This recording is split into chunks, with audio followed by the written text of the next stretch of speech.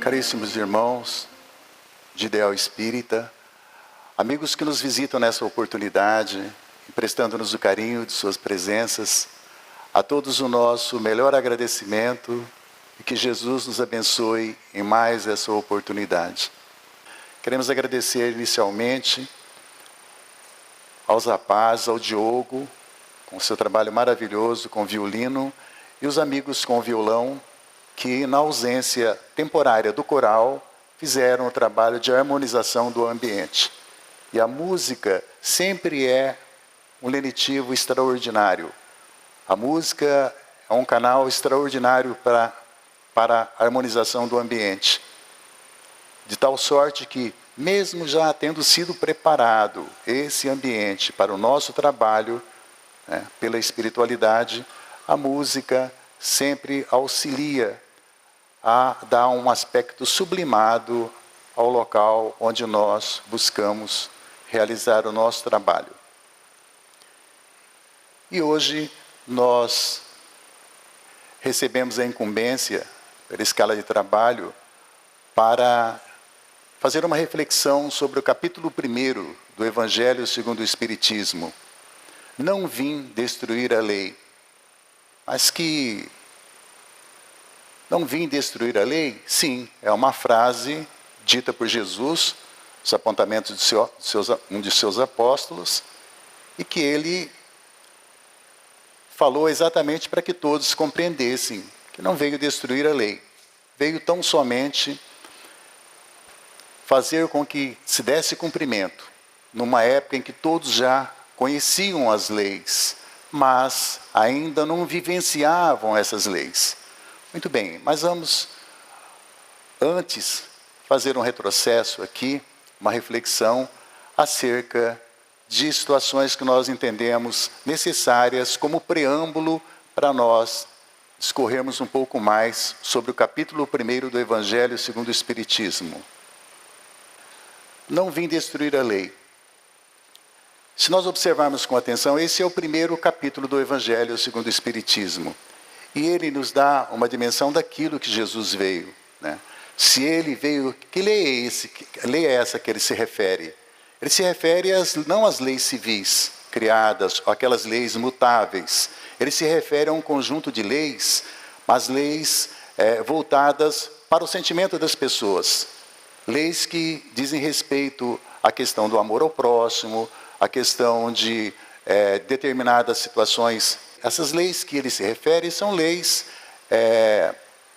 imutáveis, são leis feitas para toda uma vida, para todo um período, toda uma vida. Então, como eu disse, antes da gente ingressar propriamente no tema, nós vamos observar que os mundos habitáveis já são conceitos pré-estabelecidos não só pela espiritualidade maior, mas também nós temos como fonte desses mundos habitáveis o livro No Limiar do Infinito, de Joana de Ângeles, psicografia de Divaldo Pereira Franco.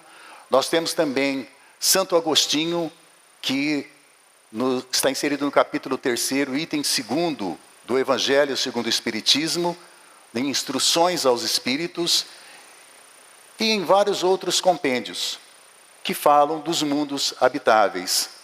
Então nós temos os mundos primitivos, destinados às primeiras encarnações da alma humana. Evidentemente que nós já conhecemos aspectos do primitivismo, dos primórdios da antiguidade, como que era o convívio, a ausência de respeito às leis, a ausência do entendimento sobre o convívio como seres gregários, a ausência de qualquer sinal de trabalho em sociedade. Mundo de provas e expiações, um mundo ainda inferior, onde os espíritos encarnam a fim de prosseguir em seu estágio evolutivo, passando a maioria por provas e, conforme a necessidade, por expiações, com o intuito de se despojarem de suas imperfeições. É o mundo onde nós nos encontramos. Então vejam que nós já passamos pelo primitivismo. Então não é possível que a gente volte a ter comportamento ou atitudes ou sentimentos infelizes que demonstre que nós ainda vivemos no primitivismo. Acredito que nenhum de nós aqui vivencie ainda sentimentos daquele período, né, ou comportamento em sociedade que possa lembrar aquele período. Porque nós estamos num planeta, num plano de provas e expiações, vivenciando as nossas dores, as nossas dificuldades, as nossas vicissitudes, mas que são provas necessárias ao nosso crescimento espiritual.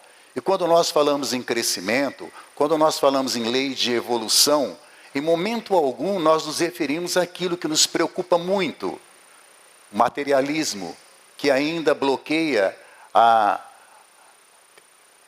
exteriorização dos melhores sentimentos. Em momento nenhum, algum aqui nós vamos falar da questão material.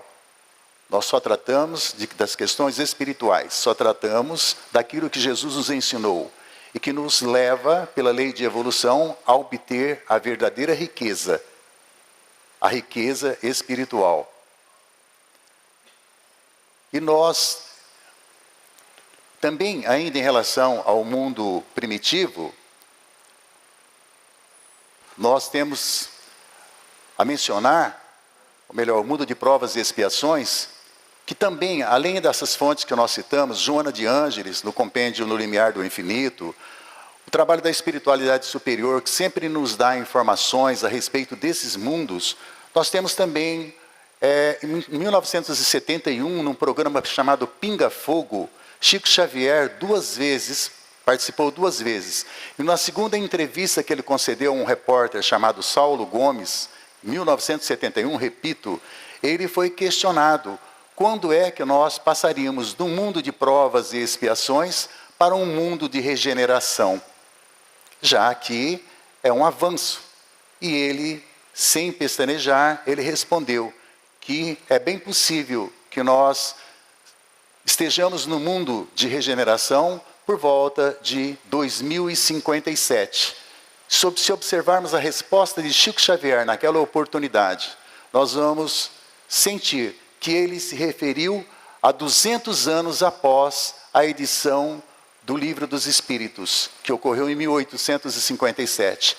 Então, na previsão de Chico Xavier, que é mencionada no programa Pinga Fogo, em 1971, na extinta TV Tupi, nós, a partir de 2057, é que teremos condições de vivenciar esse mundo de regeneração a que todos nós, né, buscamos, exatamente pela questão evolucional, e não por outro mérito, não por outro meio, só por ele é que nós vamos chegar até lá, e queira Deus que todos nós estejamos inseridos dentro desse programa de habitar um mundo de regeneração, porque se considerarmos aquilo que a espiritualidade nos informa atualmente, haverá pouco espaço para nós, porque em muitas oportunidades, e vocês verão ao longo da nossa fala, nós ainda não nos recompomos, ainda temos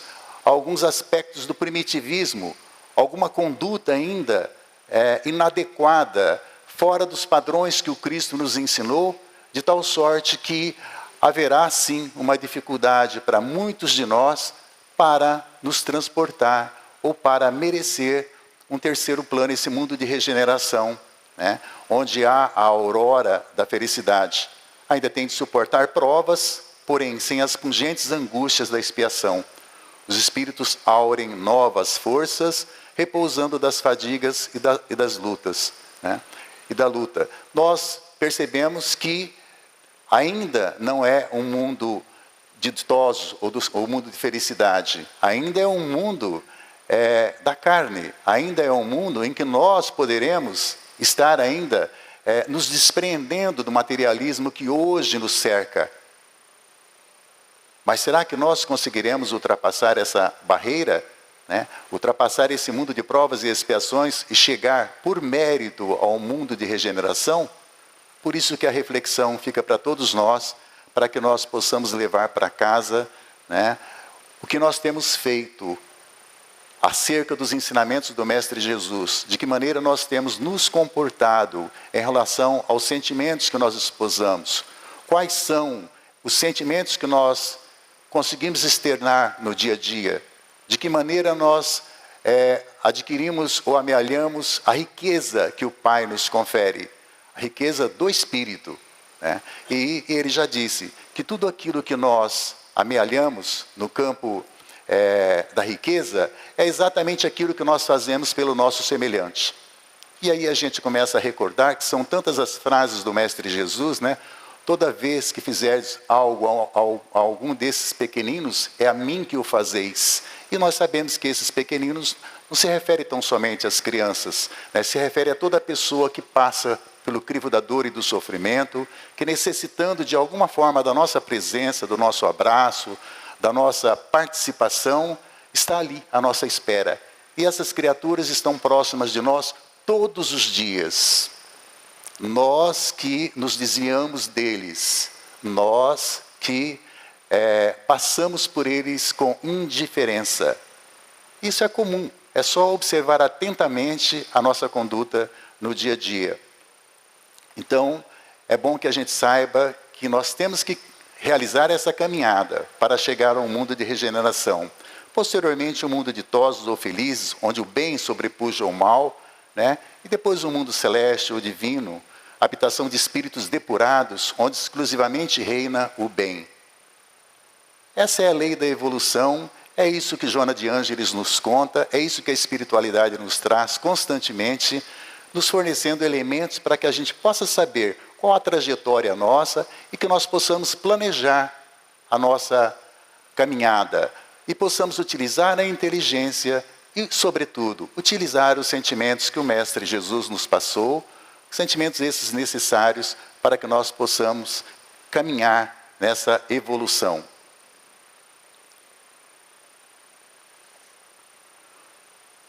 No livro A Caminho da Luz, psicografia de Chico Xavier,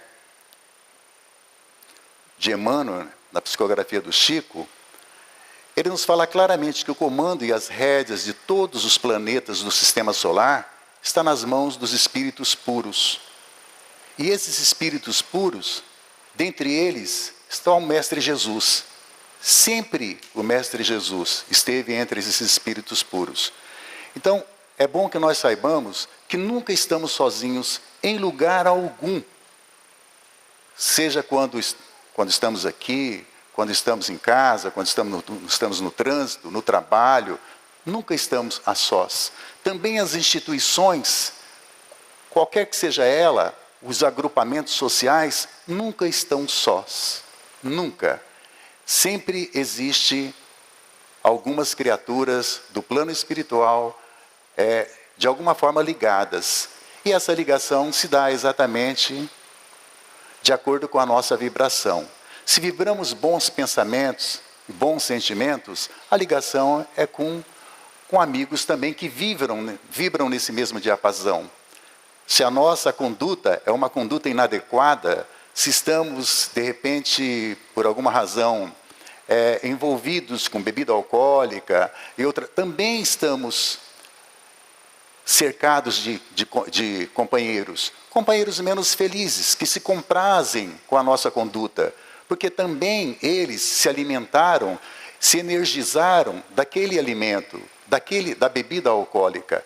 Então nunca estamos sozinhos. Se estamos numa casa de orações, como nesse momento, em que a espiritualidade já preparou o ambiente, os rapazes já fizeram a música, e nós estamos aqui reflexionando acerca dos ensinamentos de Jesus, é evidente que nós estamos cercados de bons amigos espirituais, que conhecem as nossas dores, as nossas dificuldades, as nossas vicissitudes, que sabe dos nossos problemas, e que condensando as energias que aqui chegam, eles oferecem a cada um de nós, de acordo com a nossa necessidade e merecimento, a cota que necessitamos para nos amparar e nos levar adiante nessa caminhada. Portanto, nunca se esqueçam, em qualquer lugar que estejamos, a sós ou em grupo social, nós estamos amparados por espíritos amigos, do mesmo modo que esta casa também tem os seus anjos guardiões, tem os seus patronos, né? José Xavier, Dr. Bezerra de Menezes, como o nosso lar dos idosos, né? Para quem não sabe, nos momentos mais difíceis que nós passamos ali, e nós podemos dizer que passamos ali 2 anos, momentos cruciais, né, nos 2 últimos anos, nós nunca deixamos de elevar a nossa oração, tendo à frente, na nossa súplica, o Dr. Eurípides Barçanufo, que leva o nome, né, que hoje já não é mais Lar dos Idosos, Lar dos Velhos, nome jurídico. Hoje tem um outro Instituto de Longa Permanência para Idosos, Eurípides Barçanufo. É uma exigência governamental e nós nos ajustamos a ela colocando esse nome jurídico. Instituto de Longa Permanência para Idosos, Eurípides Barçanufo. E o doutor Eurípides Barçanufo, a ele nós sempre recorremos nos momentos mais cruciais que nós passamos ali.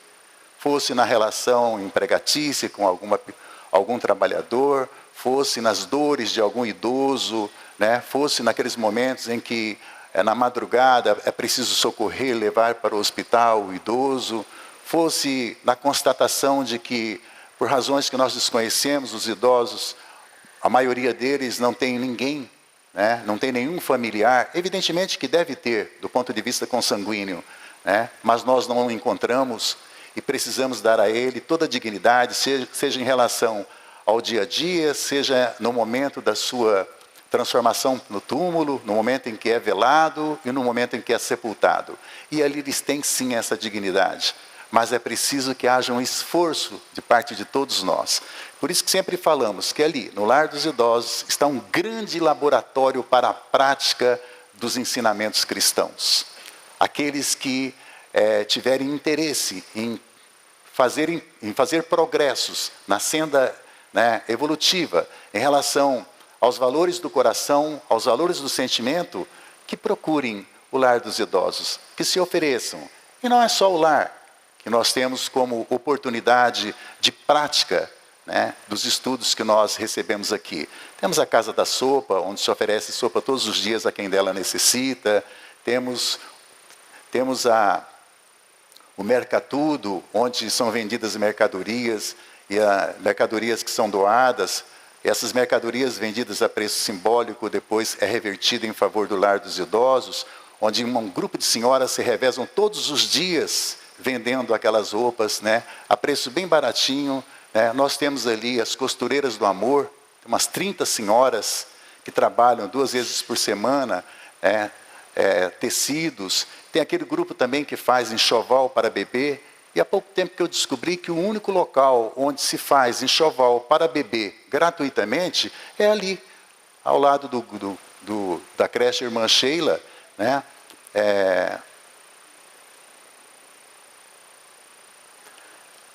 Mas todos esses lugares estão à disposição para que vocês possam utilizar a oportunidade de conhecer, né? Conhecer um pouco do trabalho que é realizado e participar dele naturalmente, né? Bom, está dando um sinal aqui que a bateria está acabando, mas nós vamos continuar assim mesmo, né? Nós temos conhecimento de que os ensinamentos bíblicos demonstram claramente o que é a Bíblia em si. A Bíblia é uma biblioteca. Se considerarmos os ensinamentos que ela nos traz, dividido em 2 grandes livros, né? O Antigo ou Velho Testamento e o Novo Testamento. O Antigo ou Velho Testamento contém, né, o Pentateuco de Moisés. E o Novo Testamento, obrigado, Mário, o Novo Testamento contém os evangelhos do Mestre Jesus à luz, né, do conhecimento daqueles que são considerados evangelistas. Os evangelistas que nós observamos no Novo Testamento são 4. Mateus, João, Lucas e Marcos. Agora, o que nos chama a atenção é o seguinte: evidentemente que há outros trabalhos e outras obras de outros discípulos de Jesus também, mas o Novo Testamento, basicamente, é elaborado por esses evangelistas. Muito bem. Vem uma pergunta sempre que a gente fala no Novo Testamento. Esses evangelistas efetivamente conviveram com Jesus? Quais evangelistas, entre esses 4, que trabalharam todo o Evangelho de Jesus no Novo Testamento? Porque os 4 trabalharam. Nós temos o Evangelho de Jesus, né, do ponto de vista de Mateus. Nós temos o Evangelho de Jesus do ponto de vista de João, de Lucas e de Marcos. Mas apenas 2 conviveram fisicamente com o Mestre Jesus. Quais foram? Os 2 de cima, Mateus e João. E é de Mateus a assertiva que ilustra o nosso capítulo 1 do Evangelho segundo o Espiritismo, Não vim destruir a lei, que diz o seguinte: não penseis que vim destruir a lei ou os profetas. Não vim destruí-los, mas dar-lhes cumprimento. Eu vos digo em verdade, que o céu e a terra não passarão, antes que tudo o que está na lei seja cumprido completamente até o último J e o último ponto. Apontamentos de Mateus, capítulo 5, versículos 17 e 18. Mateus conviveu com o Mestre Jesus fisicamente.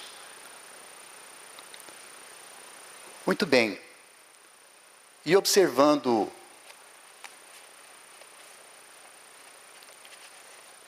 o capítulo 1, nós sentimos que ali está uma síntese do conhecimento, que vai retratar toda a evolução do pensamento religioso, conclamando a todos para uma reflexão sobre as 3 revelações. Que 3 revelações são essas? Moisés, Cristo e o Espiritismo.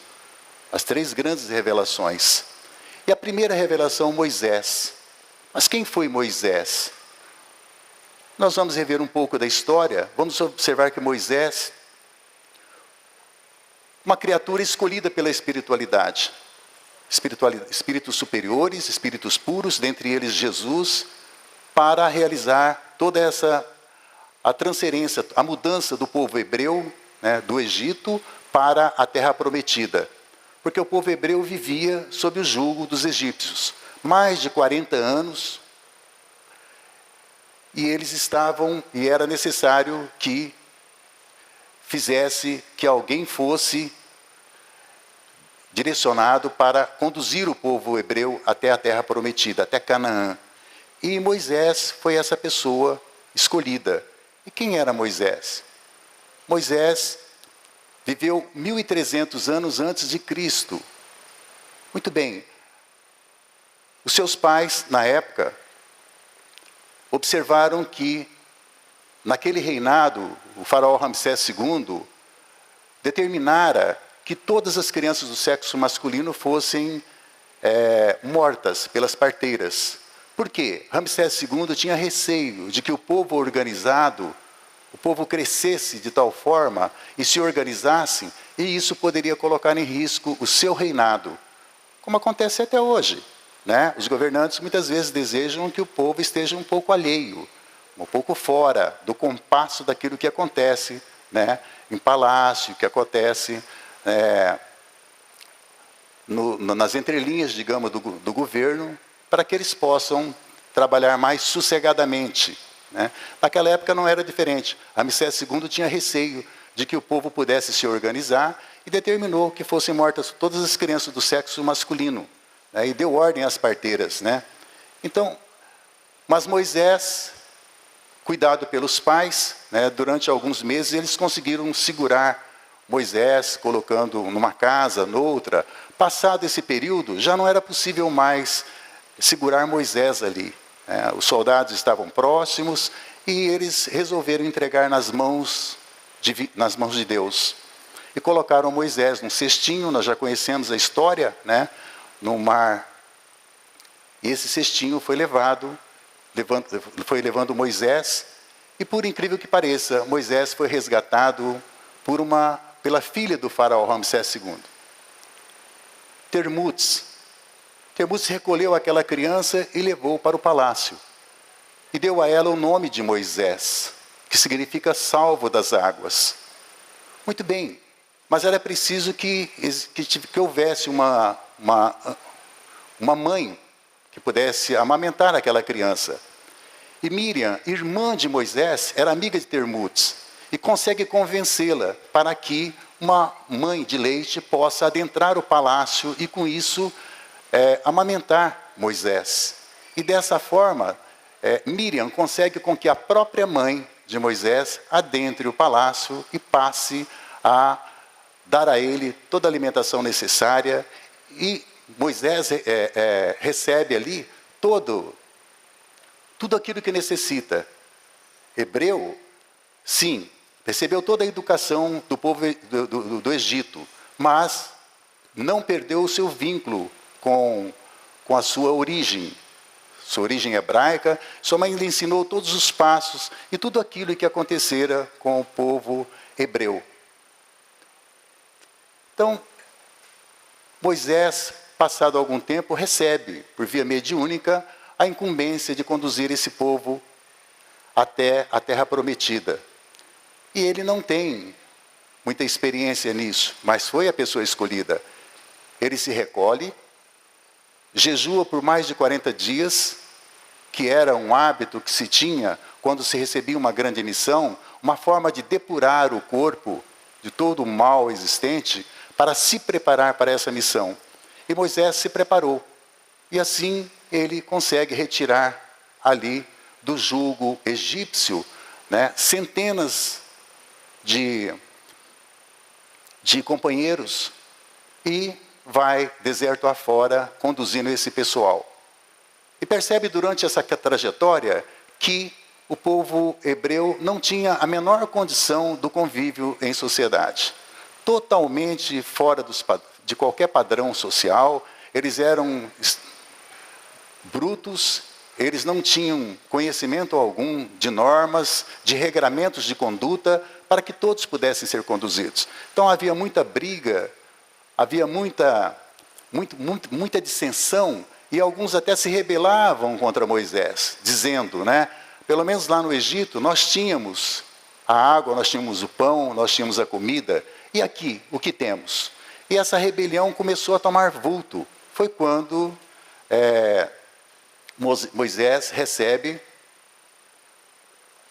a tábua dos 10 mandamentos.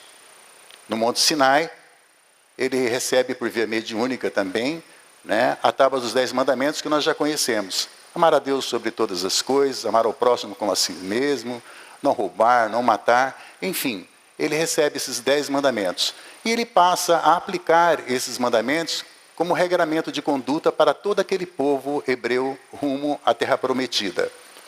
Mas percebe, a certo momento, que os conflitos continuam, que ele continua a ter dificuldade na condução desse pessoal.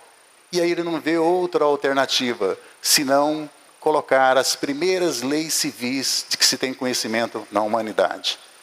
Ele, Moisés, para conduzir esse povo no maior êxodo que se conhece na humanidade, ele precisou estabelecer regras duras, entre elas a lei de Talião, olho por olho, dente por dente.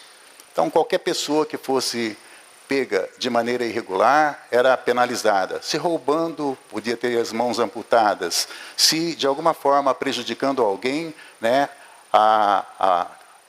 essa pessoa prejudicada poderia ter mando sobre a vida dessa criança. Enfim, leis duras. Se a tábua dos 10 mandamentos tinha como primeiro mandamento amar a Deus sobre todas as coisas e ao próximo como a si mesmo, esse mandamento nas leis de Moisés ficou no número 199, porque as primeiras normas eram normas bem rígidas para que ele pudesse efetivamente conduzir esse pessoal. E assim ele fez, foi levando o pessoal, exercitando toda a paciência, exercitando todos aqueles valores que ele aprendera, exercitando os ensinamentos do Pai, percebendo que era preciso dar uma entonação divina àquelas leis, e ele procurou incutir no povo hebreu que as leis novas, civis, que ele estabeleceram, também eram leis divinas que ele recebera do alto. E o povo hebreu, que era um povo que acreditava num só Deus, passou a aceitar aquelas normas como leis divinas. E apesar de todos os conflitos que se estabeleceram ao longo dessa trajetória do povo hebreu, Moisés consegue chegar até Canaã, a terra prometida. Ele chega até lá com o povo, mas ele não entra. Ele apenas observa, porque encerrava-se ali o seu trabalho, o trabalho de conduzir o povo hebreu, recebendo duas normas, uma de origem divina, que é a tábua dos 10 mandamentos, e as outras que ele estabeleceu como regramento de conduta para que pudesse chegar até a terra prometida. E dentre essas normas que ele estabeleceu, como disse, a norma dura do olho por olho, dente por dente, que foi necessária naquela época, né? Passado esse período,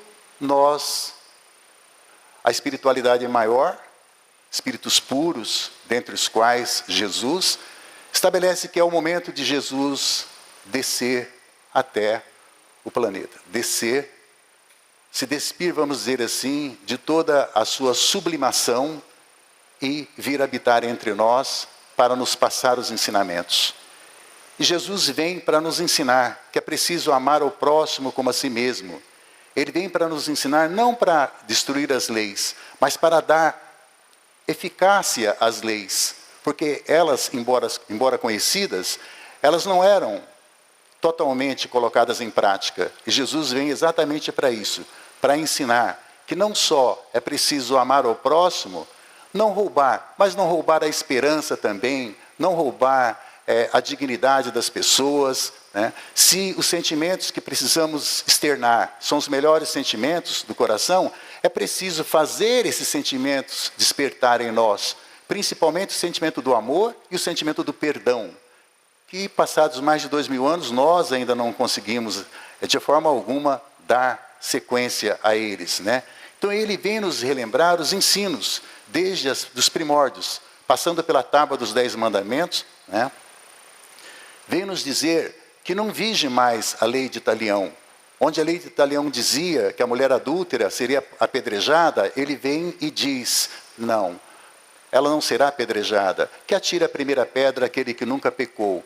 E todos se retiram e ele diz, vá e não peques mais. Onde a lei dizia que era preciso cortar as relações com aqueles que não se dão bem conosco, né, vem ele e diz, não, vá até aquela pessoa com a qual você não se relaciona bem. Vá, se há alguma coisa por dizer, diga na intimidade de vocês. Diga, se for necessário, peça perdão para que as relações se estabeleçam, para que vivam em união. E há um texto dentro da própria Bíblia que diz, as palavras de Jesus, quão bom é que os irmãos vivam em união, né? Ele veio para dizer que não matarás, mas não matarás também as esperanças, nem roubarás consciências. Tanto os 10 mandamentos, né, ele veio fazer com que desse eficácia aos 10 mandamentos. E procurou condensar os 10 mandamentos em um só. O amor. Amor a Deus e amar ao próximo. Ele veio desmistificar dogmas e costumes para a renovação dos homens, falar aos nossos corações sobre a implantação de forma definitiva da lei do amor, pedindo para vivermos na prática, né, cristã, como ele nos ensinou. E é por isso que nós sempre falamos aqui, que embora tenhamos estudos praticamente quase todos os dias tenhamos estudos, é preciso primordialmente que lá fora nós tenhamos capacidade de colocar esses ensinos em prática, principalmente quando nós nos dirigimos àqueles menos felizes, com os quais nós nos deparamos todos os dias, né? E muitas vezes, até no palco maior dos embates da vida, que é o nosso lar, nós encontramos criaturas muito necessitadas da nossa compreensão, do nosso sentimento de amor, colocadas ali estrategicamente pelo Pai, na condição de consanguíneo, temporariamente, mas junto conosco, no trabalho de burilamento interior de ambas as partes. E nós temos aí a feliz oportunidade de resgatar compromissos assumidos no passado. E muitas vezes apenas falamos que o nosso familiar é problemático. porque ligado a questões menos felizes, como drogas, o vício do álcool, né? E perdemos a oportunidade santa de resgatar compromisso, de exercitar os melhores sentimentos, muitas vezes adormecidos no nosso íntimo, e por isso mesmo que nós precisamos fazer uma reflexão. Fazer uma reflexão. Será que nós temos condições de fazer essa mudança? Será que nós já temos, por tudo aquilo que fizemos, condições de passar de um mundo de provas e expiações para um mundo de regeneração por mérito? Será que ainda vamos necessitar da misericórdia divina? Qual tem sido a nossa conduta diante desses embates, das dores que muitas vezes nos visitam? E as dores visitam todas as criaturas. A dor é inerente ao próprio convívio do ser humano. A dor é inerente à própria evolução, a lei de evolução que exige que nós passemos pela dor para a depuração do nosso íntimo. Como que nós enfrentamos a dor, principalmente quando observamos a ausência física de um ente querido que se vai? De que maneira nos comportamos? Compreendendo que essa é uma transferência compulsória, obrigatória, que ninguém escapa dela? Ou culpando alguém? Culpando o Mestre Jesus, porque logo eu? Logo eu? Não. Todas as criaturas passam por esse crivo. E todos nós somos filhos de Deus. E passamos exatamente pelo crivo da dor para que possamos conhecer esse lado e extrair dela a dor, o cadinho purificador que o Pai envia aos seus eleitos, conforme está escrito no Evangelho, à luz da doutrina espírita. A dor é o cadinho purificador que o Pai envia aos seus eleitos. Por isso ele veio. E essa forma de compreender, ela exterioriza a nossa fé, aquilo que nós chamamos de fé. De que adianta uma fé que não seja inabalável? A doutrina espírita vem nos falar da fé, que ela tem que ser uma fé raciocinada. E para que seja uma fé raciocinada, é preciso que nós tenhamos compreensão.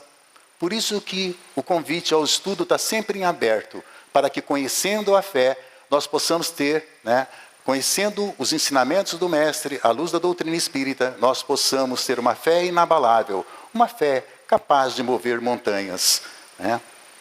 Veio ele não criar dificuldades para a eficácia da lei, mas fazer o cumprimento da lei.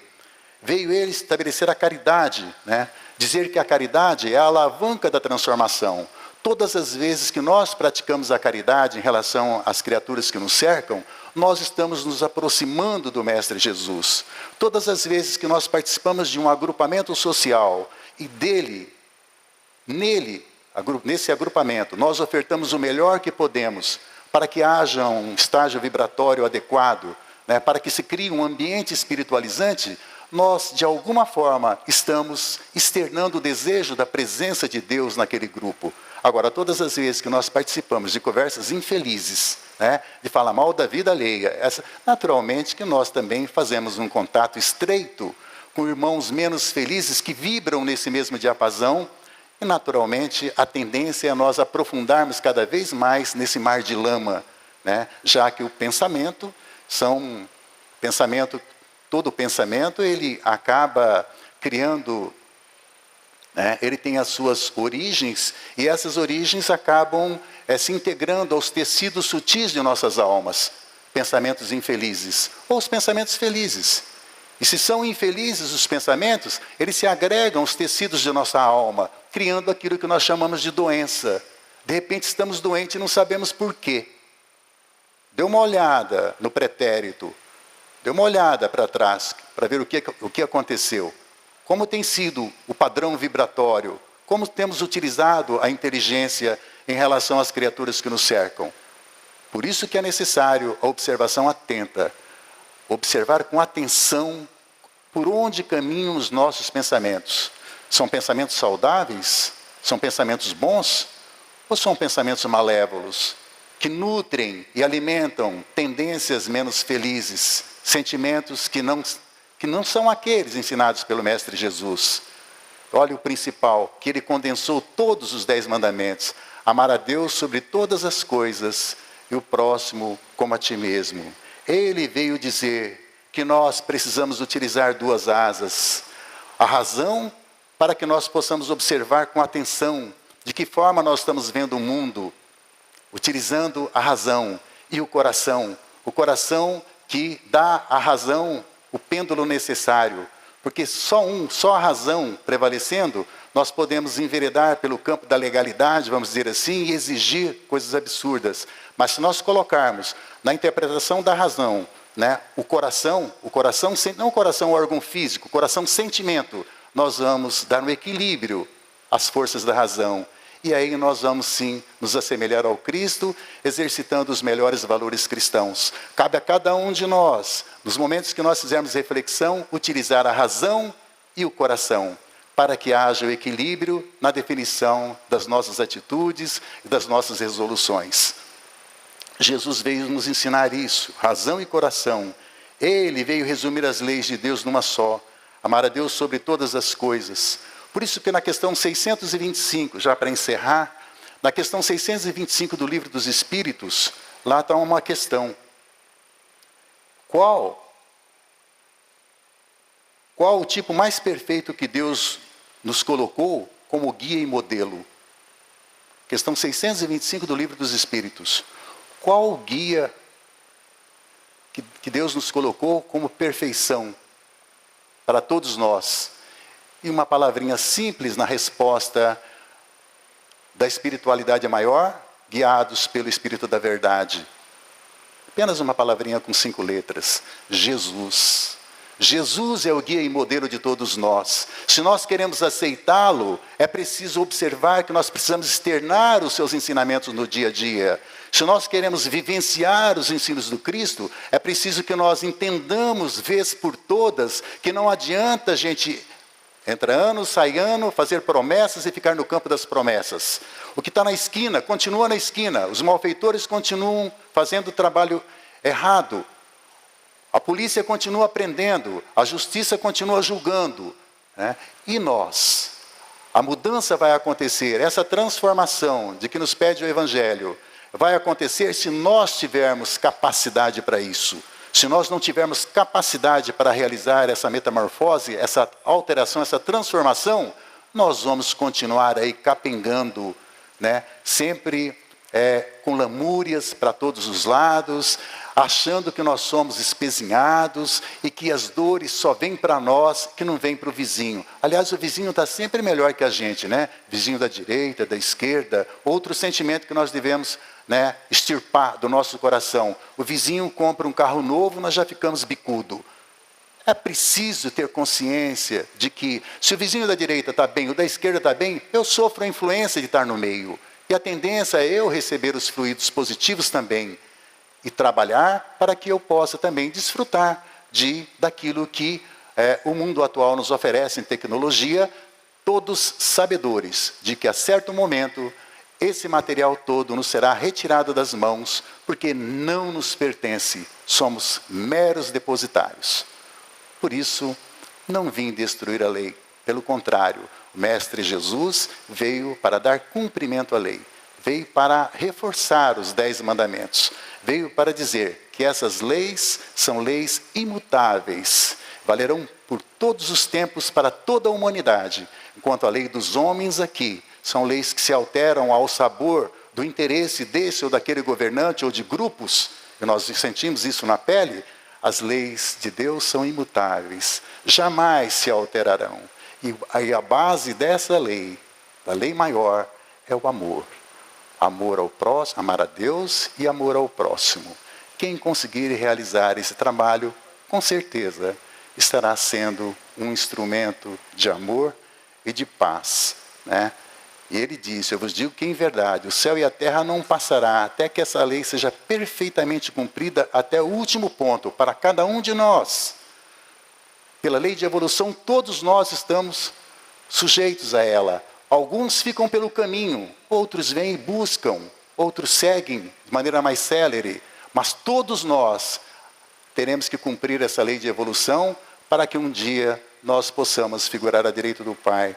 O seu cumprimento é inexorável, não há, né, de forma alguma, mecanismos para a gente fugir dela. Então, enquanto Moisés veio trazer a mensagem de justiça para a dureza daquela época, Jesus veio nos ensinar a amar, atendendo aos imperativos da lei de Deus. E aí nós falamos que ganhamos a maioridade espiritual da humanidade, se conseguirmos colocá-la em prática. Espírito de luz foi incompreendido, ele teve que se afastar. Mas ele disse, eu não vos deixarei órfãos, eu lhes darei uma nova oportunidade. Há muitas moradas na casa de meu pai. Eu vou para lhes preparar o lugar, mas eu voltarei. Não os deixarei órfãos. Eu vos enviarei o Consolador prometido, aquele que o mundo não pode ver, porque não o conhece, mas vós o conhecereis, e ele estará convosco eternamente, e vos fará lembrar de todas as coisas. Está aí, então, o Evangelho segundo o Espiritismo, recebido por Kardec no século passado, e que todos nós conhecemos. O Evangelho está à disposição de todos nós. Temos absoluta liberdade de assimilar os seus ensinamentos ou não, porque temos o livre-arbítrio. Mas saibamos utilizar a inteligência, realizando esse trabalho que o Pai nos pede, porque assim nós estaremos sendo instrumentos do Pai e agindo verdadeiramente como cristãos.